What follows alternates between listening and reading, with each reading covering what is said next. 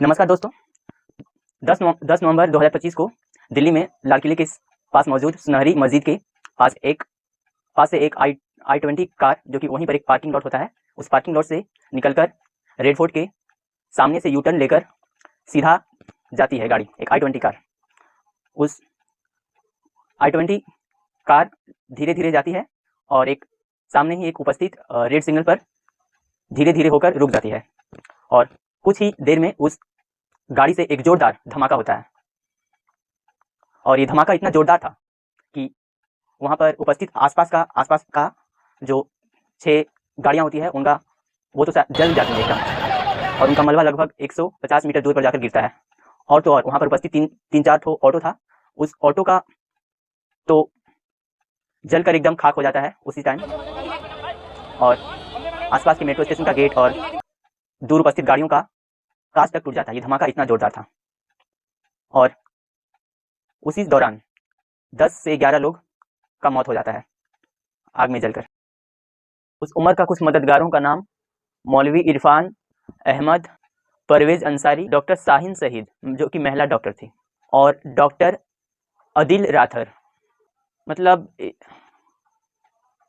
और इस घटना के होने के बाद, ये भयानक घटना होने के बाद 10 से 11 लोगों का मतलब चिथड़ा उड़ जाता है जलकर एकदम, कि पता भी नहीं चलता, चेहरे तक समझ नहीं आता है कि कौन था। वो तो शायद डीएनए सैंपल से पता किया गया कि किसका बॉडी है, कौन से फैमिली का। और 13 लोग घायल हैं और हॉस्पिटल में भर्ती हैं, अभी भी इलाज उनका चल रहा है। दिल्ली ब्लास्ट को सरकार ने आतंकी हमला मान लिया है।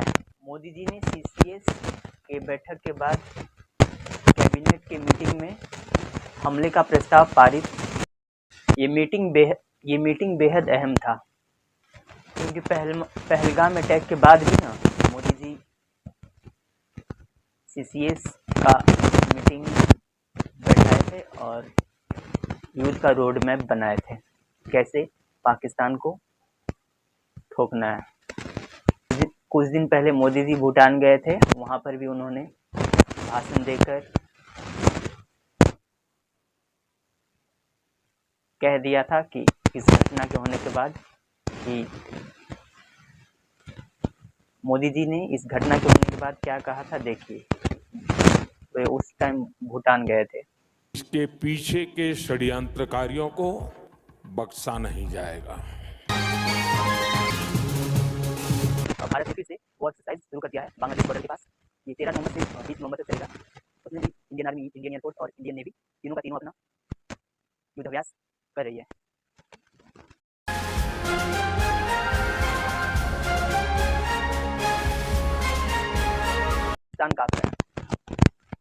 पाकिस्तान का सिट्टी पिट्टी पूरा गोल हो चुका है। भारत के डर से पाकिस्तान ने अपना पूरा सेना का सारा छुट्टी रद्द कर दिया है, और लाहौर और कब्जे वाले जमीन पीओके के पास अपना सैनिक का जमावड़ा बढ़ा रहा है, क्योंकि उसको ऑपरेशन सिंदूर का पार्ट 2 का डर सता रहा है। भारत हमला कभी भी कर सकता है, किसी भी वक्त। पाकिस्तान को डर है, ये अच्छा बात है, क्योंकि काम ही ऐसा किया है। वैसे भी कुछ दिन बाद ही पाकिस्तान पर एक बहुत बड़ा हमला होने वाला है, क्योंकि खेल शुरू तो पाकिस्तान ने किया था, लेकिन उसको खत्म भारत करेगा। सोचिए उसका हिम्मत कैसे हुआ इंडिया पर हमला करने का, दिल्ली बॉम्ब ब्लास्ट करने का। हिम्मत कैसे हुआ यार।